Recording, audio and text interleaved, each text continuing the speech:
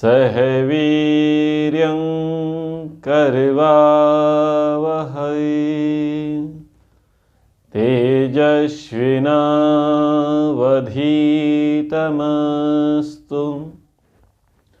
मा विद्विषावहै। ओम शांति शांति शांति। कठोपनिषद द्वितीय वल्ली और तीसरे प्रश्न का उत्तर हम सुन रहे हैं। कठोपनिषद की कुछ भूमिका में मैं कहूं, यमाचार्य से जो प्रथम वर मांगा गया वो वर की प्राप्ति नचिकेता को हुई, वो आपको सभी को समझ में आता होगा।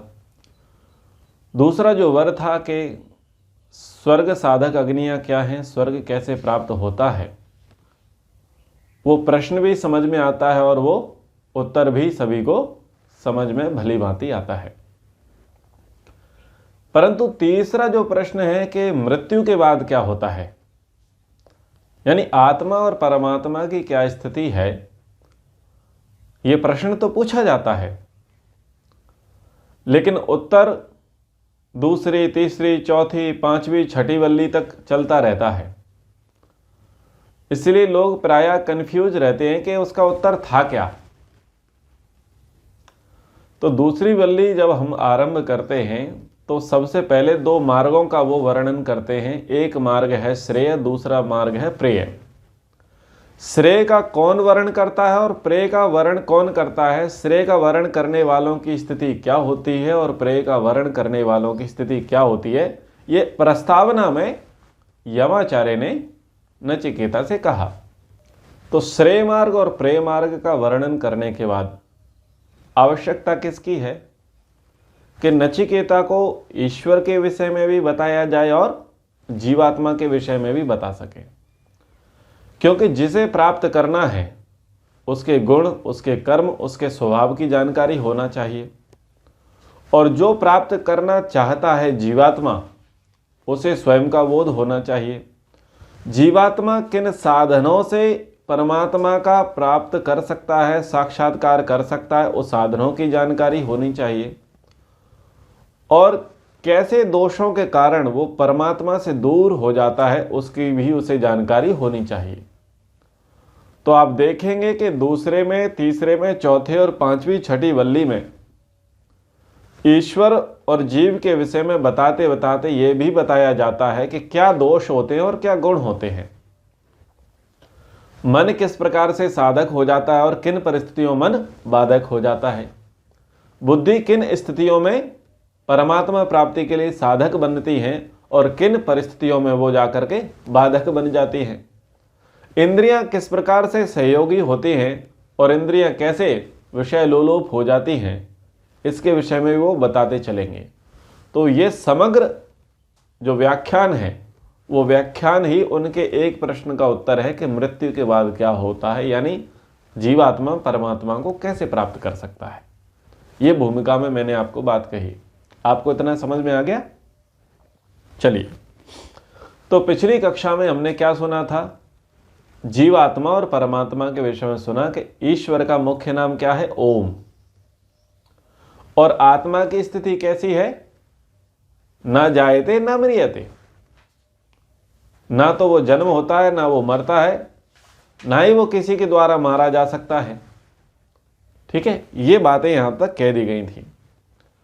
अब वो जो ईश्वर है, जो ब्रह्म है, जो सच्चिदानंद स्वरूप परमात्मा है, वो कैसा है और कैसा व्यक्ति उसकी प्राप्ति कर सकता है, उसके विषय में कहा है। श्लोक संख्या है 20। अणोर अणियान महतो महीयान आत्मस्य जंतोर निहितो गुहायाम तमक क्रतु पश्यति वीत शोको धातु प्रसादान महिमानम आत्मनः। ये श्लोक है। इसकी जो पहली पंक्ति है वो ईश्वर के विषय में बताती है कि ईश्वर कैसा है। कहा अणोर अणियान महतो महीयान। ईश्वर जो अणु है उस अणु से भी अत्यधिक सूक्ष्म है। जितने भी तत्व हैं, पदार्थ हैं, उन सब में सूक्ष्म अणु किसे कहते हैं? सूक्ष्म कण क्या है? अणु। अनविजिबल रहता है। द्वि अणु बनता है, त्रि अणु बनता है, त्रिश्रेणु जिसे कहा गया सत्यार्थ प्रकाश में। फिर धीरे धीरे वो दृष्टिगोचर होते हैं। लेकिन अणु ऐसी इकाई है जो दृष्टिगोचर नहीं होता, अदृश्य स्थिति होती है। तो जो अति सूक्ष्म है, जिसको बहुत सारे यंत्रों के माध्यम से भी ठीक ठीक देखा जाना समझा नहीं जा पाता, इतना सूक्ष्म है, ऐसे अणु से भी अणियान। आप भौतिक रूप से किसको सूक्ष्म मानते हैं? भौतिक रूप से सूक्ष्म मानते हैं अणु को। तो ऐसे अणुओं से भी अधिक सूक्ष्म है परमात्मा, अणोर अणियान। फिर क्या कहा? महतो महीयान। आप बड़ा किसे मानेंगे? आप बड़ा आप अपनी अपनी बुद्धि से मानेंगे। अगर पत्थर की संरचना देखेंगे तो एलिफिल टावर, पहाड़ की संरचना देखेंगे तो एवरेस्ट है, हिमालय है, जो बड़े बड़े पहाड़ हैं उनको बड़ा मानेंगे। पशुओं में देखेंगे तो हाथी को बड़ा मानेंगे, डायनासोर को बड़ा मानेंगे। हालांकि डायनासोर तो काल्पनिक हैं या जो भी हैं, पर हाथी तो प्रत्यक्ष है। पेड़ों में किसे बड़ा मानोगे आप? बरगद को बड़ा मानोगे। तो आप बड़ा आप अपनी बुद्धि से सोचते चले जाओ। पानी का सबसे बड़ा समुदाय कौन सा है? बड़ा समुद्र। तो पानी में समुद्र बड़ा है, पत्थर पहाड़ों में पहाड़ बड़े हैं, मकानों में जो बड़े बड़े टावर होते हैं, बुर्ज खलीफा नाम सुनते हैं, वो बहुत बड़ा है ऐसा बताया जाता है। और भी आप देखते चले जाएं, हमारी धरती है, हमारी धरती से कई गुना बड़ा सूर्य है। तो आप अपनी बुद्धि से, अपने सामर्थ्य से, कौशल से आप सोचते चले जाएं कि आपकी दृष्टि में क्या बड़ा है। जिसको भी आप अंतिम बड़ा समझते होंगे कि यही बड़ा है इस ब्रह्मांड में, इस यूनिवर्स में, इससे लंबा चौड़ा जिसका और छोर नहीं नाप सकते, तो जो आपकी दृष्टि में बड़ा है उससे भी कहीं अधिक बड़ा है परमात्मा, मैं तो महीयान। ठीक है। अब आप ये कहें कि एक तरफ तो आप बड़ा कह रहे हैं और एक तरफ आप छोटा कह रहे हैं, तो ये गुणवाचक स्थिति है, ईश्वर के विषय में बताया जा रहा है। इसको विरोधाभासी ना माने। उपनिषदों की जो रचना है वो अद्भुत है, शैली है वो रहस्यात्मक होती है, इसलिए पढ़ने में ऐसा लगता है विरोधाभासी। या तो ईश्वर को अणु मानो, सूक्ष्म मानो, या बड़ा मानो, एक मानो। तो ईश्वर के विषय में ऐसा नहीं कहा जा सकता। वो अणु से भी अणु है और वो विशाल से भी विशाल है। तो यदि आप उसे देखने जाओगे या उसकी था लेने जाओगे या उसे नापने जाओगे तो आपका सामर्थ्य समाप्त हो जाएगा, क्योंकि अणोर अणियान महतो महीयान। तो फिर क्या करें? कहाँ मिलेगा? क्योंकि आप ढूंढने की बात करते हैं तो सूक्ष्म को ढूंढने जाएंगे तो वो किसी भी यंत्र से दिखाई नहीं देगा, और बड़े से बड़े को ढूंढने जाएंगे तो भी हम उसका और छोर नहीं नाप सकते।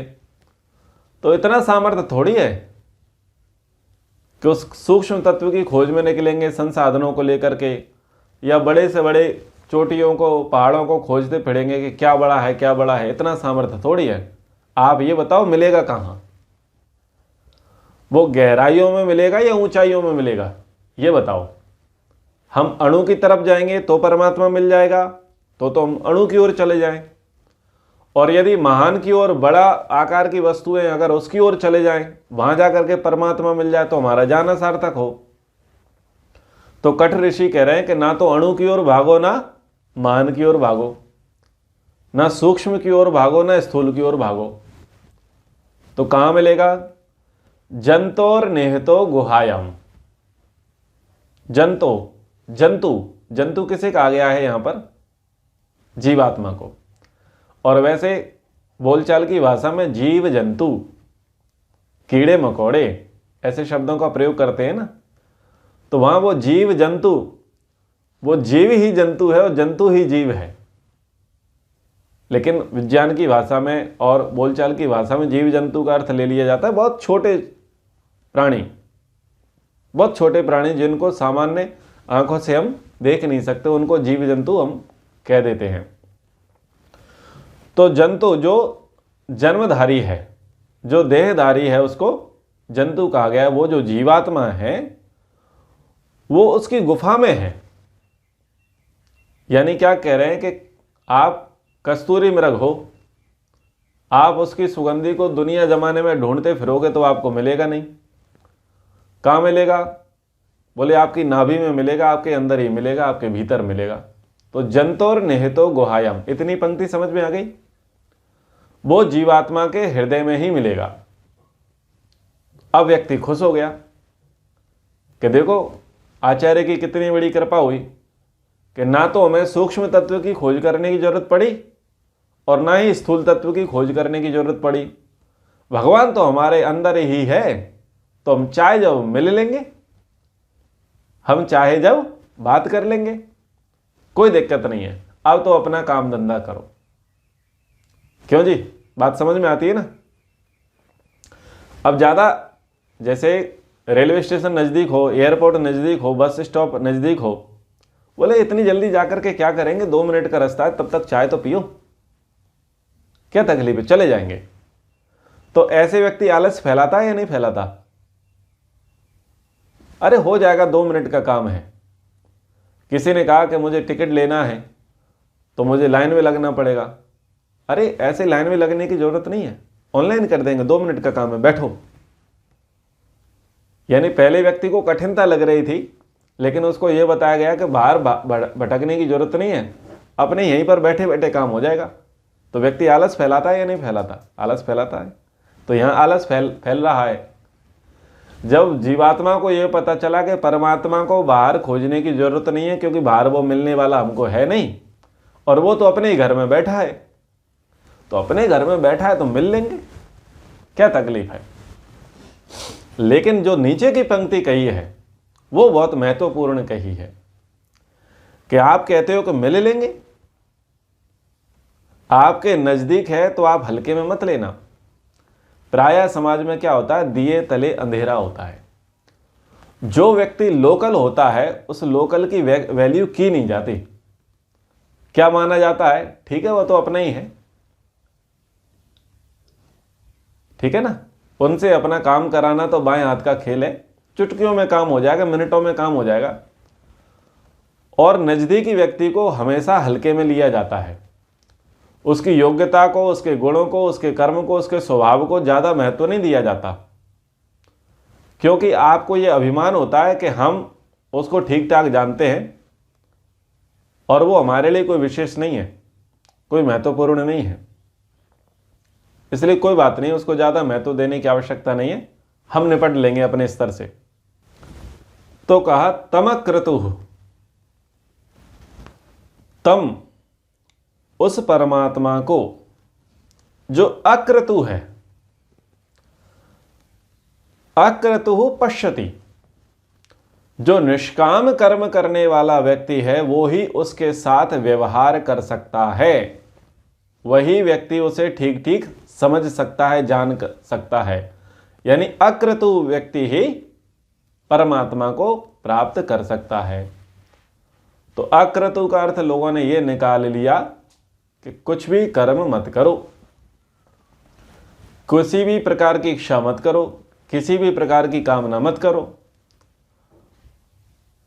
और क्या करो? बोले बस कुछ मत करो, भगवान मिल जाएगा, सारे काम छोड़ दो और भगवान भरोसे बैठ जाओ। तो कुछ लोगों ने ऐसा अर्थ निकाल लिया। कई मत ऐसे हैं जो ये कहते हैं कि केवल ध्यान करो। बोले ध्यान किसका करो? बोले श्वासों का ध्यान करो। कुछ लोग कहते हैं कि ज्योति स्वरूप का ध्यान करो। कुछ लोग कहते हैं त्राटक का ध्यान करो, त्राटक करो।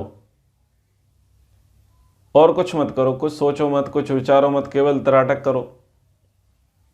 बोले इसके करने से क्या होगा? बोले परमात्मा की प्राप्ति हो जाएगी, तुम्हारी समाधि लग जाएगी। और इतने व्यक्ति खर्राटे लेने लग जाता है, शरीर हल्का हो जाता है, उसको लगता है वाह मेरी तो कृतकृत्यता हो गई, मेरा शरीर बिल्कुल हल्का हो गया। तो ऐसी स्थितियां होती हैं। तो वो अक्रतु नहीं है। अक्रतु वो है जो निष्काम कर्म करने वाला है। पर निष्काम कर्म में लोगों की बड़ी भ्रांति है। कुछ कर्मों को व्यक्ति सकाम भाव से करता है और कुछ कर्मों को व्यक्ति निष्काम भाव से करता है। व्यक्ति ये सोचता है कि हम हवन करते हैं तो हवन करते समय हम कोई कामना तो करते नहीं है डेली डेली, जैसे भोजन करते समय कोई कामना नहीं होती, नहाते समय कोई कामना नहीं होती, क्योंकि वो हमारा रूटीन है, दिनचर्या है। तो दिनचर्या होने के कारण से हवन भी एक दिनचर्या है, तो उसमें हमारी कोई कामना तो होती नहीं है। अब बाद में हमें याद आता है कि भाई कामना तो होनी चाहिए, तो चलो हमारी व्यक्तिगत को तो कोई रिक्वायरमेंट नहीं है, कोई डिमांड नहीं है, हम इस काम को निष्काम भाव से करते हैं। ठीक है, ये आपके घरों की बातें हैं, आपके अंदर की बातें हैं, तो आप उसको निष्काम के खाते में चढ़ा देते हो कि ये निष्काम है। आपने कोई काम किया, पहले पहल आपके बुद्धि में था कि इसका बदले में कोई प्रतिफल की प्राप्ति होगी, कोई सकामता होगी, लेकिन आपको लगा कि आज जिस फील्ड में कार्य करने जा रहे हैं वहां कोई विशेष प्रतिफल की प्राप्ति तो होगी नहीं, तो आप अपनी चतुराई दिखाते हैं और उसको निष्काम के खाते में चढ़ा देते हैं। समझ रहे हैं? जैसे मान लीजिए आप साइड इंजीनियर हैं, आर्किटेक्चर हैं, सिविल इंजीनियर हैं, ठीक है, अब आप इस काम के तो पैसे लेते हैं, फीस लेते हैं, लेकिन आपने देखा कि कुछ धर्मार्थ कार्य हो रहा है, किसी गुरुकुल का निर्माण हो रहा है, गौशाला का निर्माण हो रहा है, किसी अनाथालय का निर्माण हो रहा है, किसी विद्यालय का निर्माण हो रहा है। जैसे ही वो लोग आपके पास प्रस्ताव लेकर के आते हैं कि ऐसा ऐसा काम है, तो पहली बुद्धि उसकी क्या चलती है कि इसमें पैसा कम मिलेगा अथवा नाम मात्र का मिलेगा। तो वो अपने आप को समझाने के लिए क्या करता है, इसको किस खाते में चढ़ा दो? निष्काम के खाते में। यानी पहले व्यक्ति के अंदर क्या थी? सकामता थी, लेकिन उसने देखा कि मेरी सकामता की पूर्ति तो हो नहीं रही, तो वो अपने आप को समझाने के लिए उसको निष्काम के खाते में चढ़ा देता है। समझ में आ रहा है? जैसे कभी कभी आप लोग संस्कार कराने जाते हो, हवन कराने जाते हो, अब आप देखते होंगे कि भाई हम तो संपन्न हैं, कोई तकलीफ नहीं है, लेकिन इतनी तो इच्छा रहती होगी कि वो थोड़ा बहुत दक्षिणा दे ही दे, भले उसे हम अपनी जेब में नहीं लेंगे, आर्य समाज में दे देंगे, सत्संग में रख लेंगे, ठीक है। अथवा इतना सोचते होंगे कि आने जाने का खर्चा निकल जाए, पेट्रोल का, सोचते तो होंगे, थोड़ा बहुत तो सोचने में आता ही होगा। पैसे की नहीं सोचने में आती होगी तो ये तो आती होगी कि अच्छे सा माइक मिल जाए, अच्छा सा मंच मिल जाए और अच्छी सी माला मिल जाए, थोड़ी सी वाहवाही मिल जाए, उतनी तो इच्छा रहती ही होगी, स्वाभाविक है, ह्यूमन नेचर है। लेकिन मान लो कि उतना कुछ निकलने का आउटपुट नहीं होता है, तो आप उसे किसके खाते में चढ़ा देते हैं? निष्काम के खाते में चढ़ा देते हैं तुरंत। निष्काम के खाते में चढ़ाने के बाद बताओ आपकी दोबारा इच्छा होती है क्या कि उसको दोबारा करोगे आप जा करके? मुद्दे की बात है, व्यवहार की बात है। आप विचार करें इस बात को कि यदि जिसको आपने निष्काम के खाते में चढ़ा दिया तो निष्काम तो अच्छा होता है, श्रेष्ठ होता है, तो क्या दोबारा उस निष्काम को करने आप जाते हो क्या? दोबारा आपके पास डेट नहीं होती। तो ये एक ऐसा व्यवहार है जो प्रायः लोगों के भीतर होता है। तो निष्काम कर्मयोगी कौन होगा? जिसकी लोकेशना, वित्रेषणा, पुत्रेषणा ना हो। जैसे अभी मैंने कहा कि व्यक्ति ने कहा कि भाई हमें वित्तेषणा तो है नहीं, क्यों? पति अच्छा खासा कमाते हैं और घर में बहुत सारी चीज़ें, कमरे रेंट पर लगे हैं तो किराया आता है, बच्चों की अच्छी इनकम है, लेकिन हम प्रचारिकाएं, हम संस्कार कराती हैं, तो हमें धन की इच्छा नहीं है। ऐसे ही पुरुष होगा तो वो सोचता है खेती का पर्याप्त पैसा है, या फिर हमारी नौकरी है, हम संडे संडे को सेवा करते हैं, अथवा कोई व्यक्ति ये कहे कि हम सेवानिवृत्त हैं, तो हमें वित्तेषणा तो है ही नहीं। तो वित्तेषणा ना होने मात्र से वो क्या मान लेता है स्वयं को कि मैं निष्काम कर्मयोगी हूं, और निष्काम निस्वार्थ भावना से मैं ये कर्मकांड, ये पुरुषार्थ, ये सेवा का कार्य कराने जा रहा हूं। लेकिन क्या वहां पर लोकेषणा नहीं है? यदि वित्तेषणा नहीं है, धन की आपकी अभिलाषा नहीं है, तो लोकेषणा तो है ही ना, कि लोग आपका मान पान करें, आप जहां पर जा रहे हैं वहां आपकी रिस्पेक्ट हो, आपको मंच मिले, माला मिले, माइक मिले, ये तो आपकी है ही। और ऐसे ही पुत्रेषणा भी है। बोले कि मुझे मंच, माला, माइक की आवश्यकता नहीं और धन की भी आवश्यकता नहीं है। किसकी आवश्यकता है?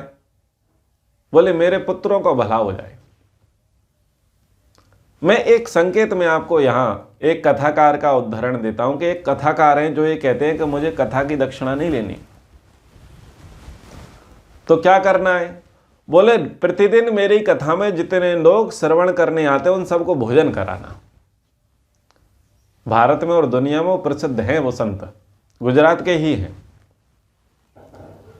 उनकी कंडीशन, उनकी रिक्वायरमेंट होती है कि जितने लोग प्रतिदिन आते हैं उन सबको भोजन कराना। ये है पुत्रेषणा। यानी हमें मंच, माला, माइक की अपेक्षा नहीं है, हमें धन की अपेक्षा नहीं है, लेकिन हमारी क्या अपेक्षा है कि जितने लोग हमको सुनने आते हैं उन सबके लिए भोजन मिल जाए। तो वो सुनने वाले कौन है? अनुयायी हैं, शिष्य हैं, भक्त मंडली, फॉलोअर हैं, यानी पुत्रेषणा। लेकिन समाज क्या मान लेता है कि वो तो दक्षिणा ले ही नहीं रहे, और वो तो निष्काम कर्मयोगी हैं, निष्काम मार्गी हैं। तो देखो, यदि लोकेषणा होगी तो कुछ अंश में वित्तेषणा, पुत्रेषणा भी होगी। यदि वित्तेषणा होगी तो कुछ अंश में लोकेषणा भी होगी और पुत्रेषणा भी होगी। और यदि पुत्रेषणा की प्राथमिकता होगी तो अंश में वित्तेषणा और लोकेषणा भी होगी। तो जिस व्यक्ति में तीनों ऐषणाएं ना होकर के ईश्वर की ऐषणा होगी, वो होगा निष्काम कर्म योगी। आ गया समझ में? जिसकी ऐषणा क्या होगी? केवल और केवल ईश्वर ऐषणा, कि मुझे ईश्वर प्राप्त हो जाए, मुझे ईश्वर मिल जाए, जिसकी ये भावना होगी, वास्तव में वो होगा निष्काम कर्म योगी। निष्काम कर्म उसके होंगे। आ गया समझ में? तो उसके लिए कहा तमक्रतु पश्यति, कि भले ही वो तुम्हारे घर में, तुम्हारे पास, तुम्हारी छाती के भीतर बैठा है, लेकिन फिर भी आप उससे मिल नहीं सकते। कंडीशन कठ ऋषि कह रहे हैं तमक्रतु पश्यति। निष्काम कर्म योगी व्यक्ति, निष्काम कर्म करने वाला, यानी जिसके अंदर लोकेषणा नहीं है, वित्तेषणा नहीं है, पुत्रेषणा नहीं है, केवल और केवल ईश्वर की ऐषणा है, वही व्यक्ति परमात्मा को प्राप्त कर सकता है। और दूसरी कंडीशन कहा बीत शोको, वीत शोको, जिसके शोक बीत गए। यह बड़ी विचित्र स्थिति है, शोक बीत जाना। आपने ये शोक और धीर शब्द पर्याप्त सुने हैं, ईशोपनिषद में भी सुना, केनोपनिषद में भी सुना, और कठोपनिषद में भी आप सुन रहे हैं। यहां पर आप शोक शब्द को सुनेंगे, धीर शब्द को तो आप सुन ही रहे हैं। ऐसे ही आप महाभारत के शांति पर्व में भी आप शोक को और धीर को सुन रहे हैं, और गीता में भी आप शोक और धीर को सुन रहे हैं। अरे ये सब लोग शोक और धीर की बार बार बातें क्यों कर रहे हैं? आपको तो पता है ना कि शोक क्या है, धीर क्या है, लेकिन समझिए। तो शोक और धीर क्या स्थिति है? व्यक्ति भक्ति कर रहा था, ईश्वर की भक्ति में लगा था, लेकिन पुत्र मर जाए, पर पुत्र शोक उसे ना होवे। वो किसी कर्मकांड में लगा था, मान लीजिए वो नित्य प्रतिदिन हवन करता था, हवन करने का उसने व्रत संकल्प ले रखा था और उसने ये व्रत ले रखा था कि बिना हवन किए भोजन नहीं करूंगा, परंतु एक दिन वो यात्रा में था और यात्रा के उस झोले में, उस थैले में उसका हवन कुंड था, सामग्री थी, समिधा थी, घृत पात्र था, सारी चीजें थी, वो छूट गया कहीं। अब बताओ उसे शोक होगा या नहीं? उसका संकल्प क्या है कि बिना हवन किए भोजन नहीं करूंगा, उसे दुख होगा, खेद होगा। तो शोक कहां बीते? बीत शोका, जिसके शोक बीत गए हैं, धार्मिक व्यक्ति था ना। बिना हवन किए भोजन करना मतलब हवन करेगा तभी भोजन करेगा, यह तो अच्छा संकल्प है, धार्मिकता की पहचान है या नहीं है? लेकिन वो थैला, उसका बैग छूट गया। बताओ उसे शोक होगा या नहीं होगा? सोच के देखो, अपनी छाती पर हाथ रख करके देखो, शोक होगा या नहीं होगा? कल शिवरात्रि है, लोग व्रत करेंगे, नंगे पैर जाएंगे, मंदिरों में जाएंगे, बड़ी आस्था के साथ जाएंगे, बड़े संकल्पों को लेकर के जाएंगे और मान लो सुअरिया उनसे टच हो जाए। भाई जो मंदिर जाएंगे तो वो बहुत छुआछूत मान करके चलते ही है ना। निकल रहे हो, कोई व्यक्ति उनके ऊपर गंदा पानी फेंक दे, सुअरिये से टच हो जाए, अथवा मंदिर जा रहे थे तो उनकी चप्पल खो जाए, ठीक है, या ठोकर लग जाए, पूजा की थाली गिर जाए, तो देखो शोक होगा या नहीं होगा? सोचते चलो। तो पुत्र मर जाता है, पत्नी मर जाती है, पति मर जाते हैं, भाई मर जाते हैं, जो अपने सहारे होते हैं वो सहारे छूट जाते हैं, तब सोचो शोक होगा या नहीं? व्यक्ति ने सोचा मैं तो श्रेय मार्ग के पथिक बनूंगा, क्यों? घर की ज्यादा चिंता नहीं, क्योंकि भाई है, बहन है, माता है, पिता है, कोई दिक्कत नहीं है, परिवार ठीक ठाक चल जाएगा और अब मैं ईश्वर की ओर आगे बढ़ूंगा। उसने वैराग्य को साधा, घर से निकला, महीने भर बाद पता चला माता जी का शांति पाठ हो गया। बताओ शोक होगा या नहीं? तो शोक तो होगा। क्या कह रहे हैं कि जिसके शोक बीत गए हैं, जो बीत शोक कहा, धर्म के मार्ग में चलोगे, अध्यात्म के मार्ग में आगे बढ़ोगे, श्रेय मार्ग के पथिक बनोगे, ईश्वर की प्राप्ति के लिए आप अग्रसर होगे, लेकिन बीच में कुछ ऐसी घटनाएं, परिस्थितियां भी घट सकती हैं जो आपके शोक का कारण बनेंगे और वही एक प्रकार से आपकी परीक्षाएं होंगी। जैसे पिछली कक्षाओं में मैंने हरिश्चंद्र जी का उदाहरण दिया था, सत्य के व्रत को धारण किया था और परिणाम क्या निकला कि पुत्र बिछ गया, पत्नी बिछ गई, राज्यपाट चला गया। लेकिन क्या आपने हरिश्चंद्र के मुख पर शोक छाया हुआ देखा? उस कथानक में शोक छाया हुआ नहीं देखा। तो उसी से उसकी कृतकृत्यता हो गई। यानी आप आगे बढ़ रहे हैं, कर रहे हैं और विकट परिस्थितियां आपके साथ आती हैं। मान लो हाथ ही कट जाए, लकवा मार जाए, पैरालिसिस हो जाए, शोक होगा या नहीं होगा?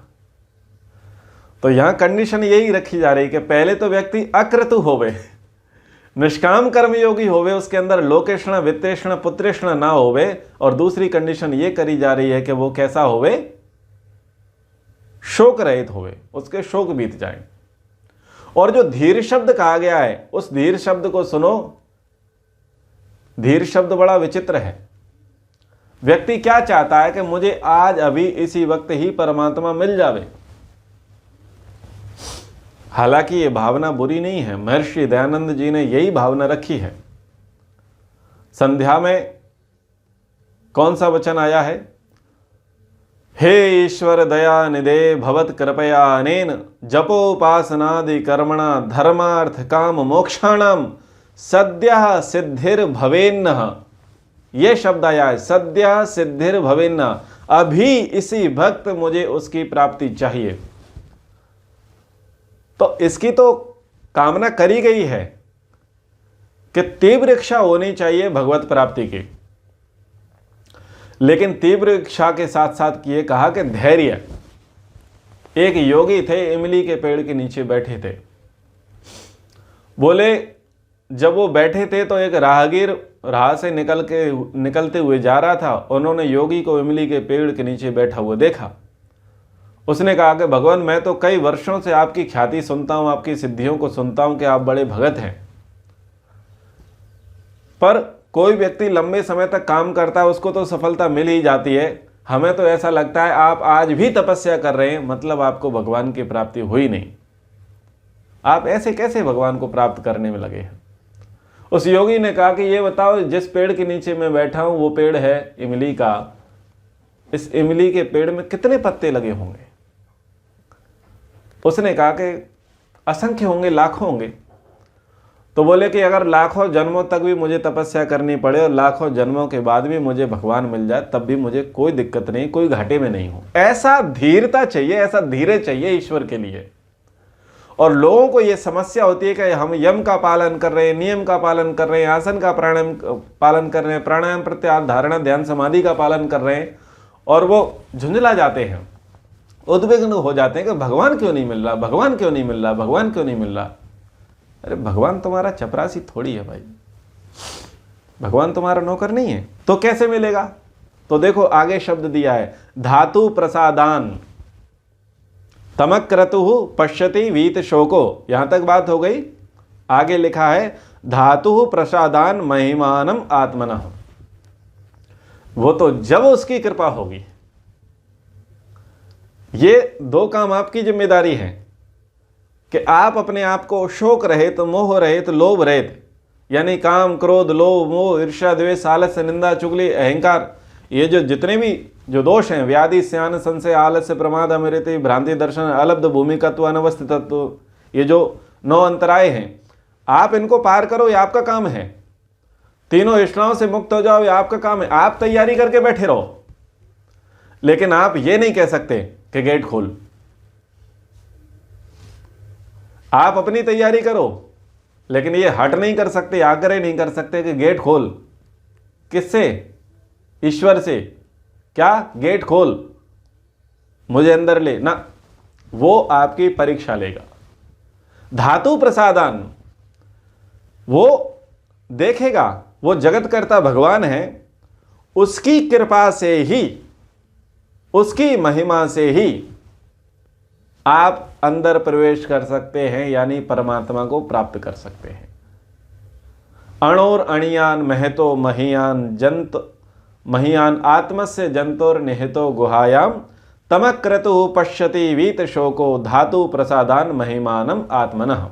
हम कितने ही पढ़ाते रहें और आप कितने ही पढ़ते रहें, ऐसे भगवान प्राप्त होने वाला नहीं है। क्या करना पड़ेगा? तमक क्रतु वीत शोको, हमें अक्रतु बनना पड़ेगा, सकामता से निष्कामता की ओर आगे बढ़ना पड़ेगा। आगे का श्लोक पढ़ते हैं। आसीनो दूरम व्रजति शयानो याति सर्वतः कस्तम मदा मदम देवम मदन्यो जातुम अर्हति। ईश्वर के विषय में कह रहे हैं, आसीनो दूरम व्रजति।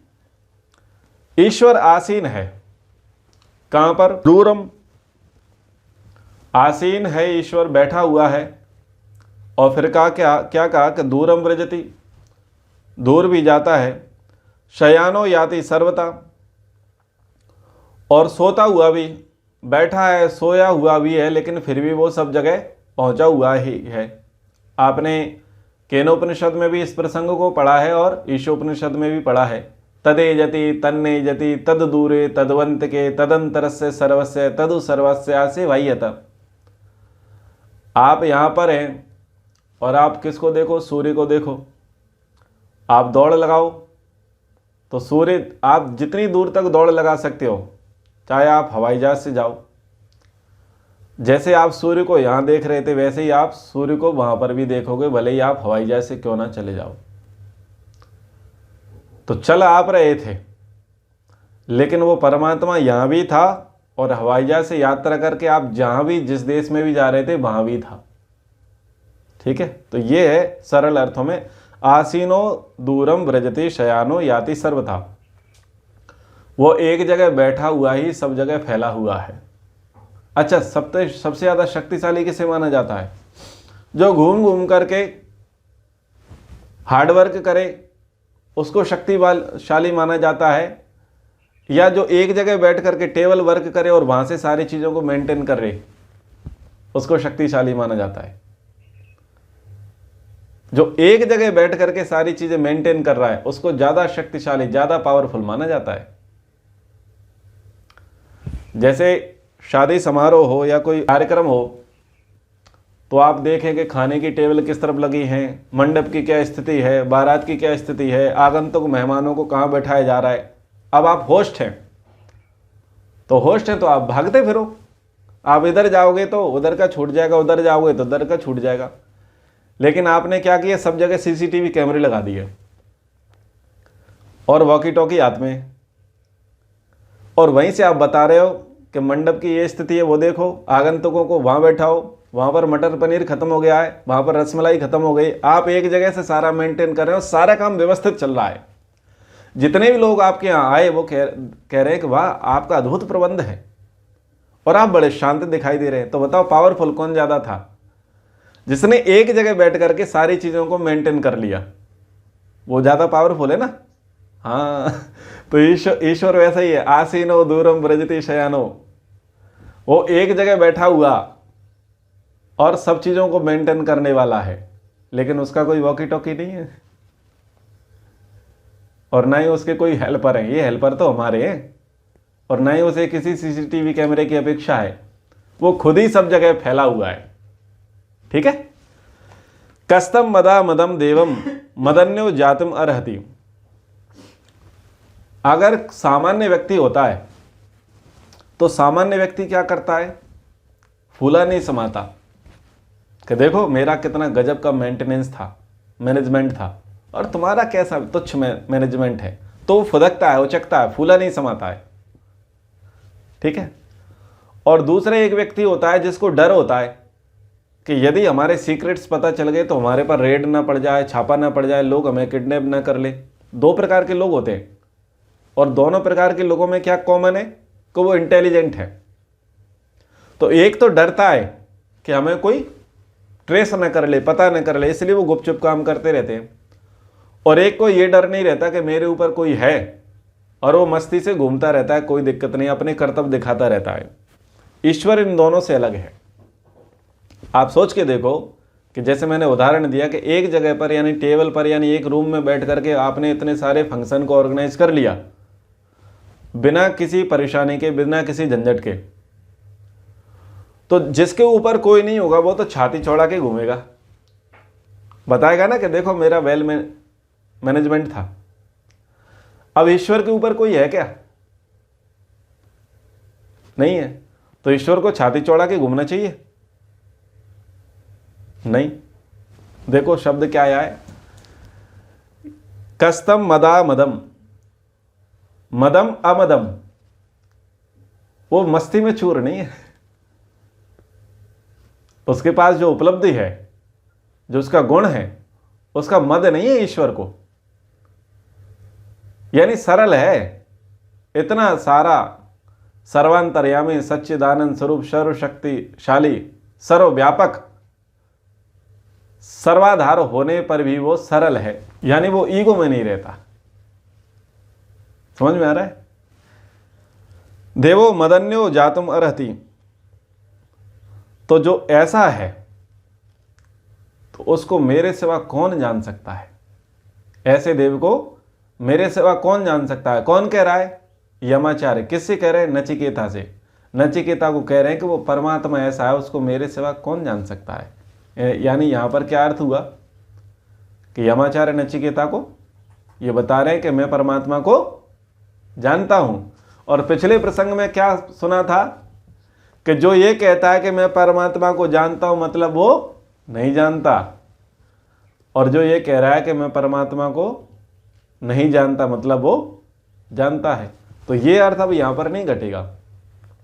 यानी इतनी सारी व्याख्यान तो उन्होंने कर ही दिया ना, तो बता रहे हैं, उसको विश्वास दिला रहे हैं नचिकेता को। नचिकेता ये ना सोचे कि मैंने न जाने कैसा गुरु ग्रहण कर लिया, इसको न जाने आगे की बात पता भी है नहीं पता है। क्योंकि लौकिक स्तर पर तो गुरु हाथ खड़ा कर देते हैं कि मेरी साधना यहीं तक की है, मेरी सिद्धि यहीं तक की है, मैं तो केवल इतना ही जानता हूं, फिर वो शिष्य को गोलमोल घुमाता है और कॉन्फिडेंस के साथ वो नहीं कह पाते कि समाधि कैसे लगानी, समझ रहे हो ना। लेकिन यहां पर वो कह रहे हैं आई नो वेरी वेल, मैं जानता हूं, ठीक है। कैसा है वो परमात्मा? अशरीरम शरीरेषु अनवस्थेषु अवस्थितम महांतम विभुम आत्मानं मत्वा धीरो न शोचति। ओम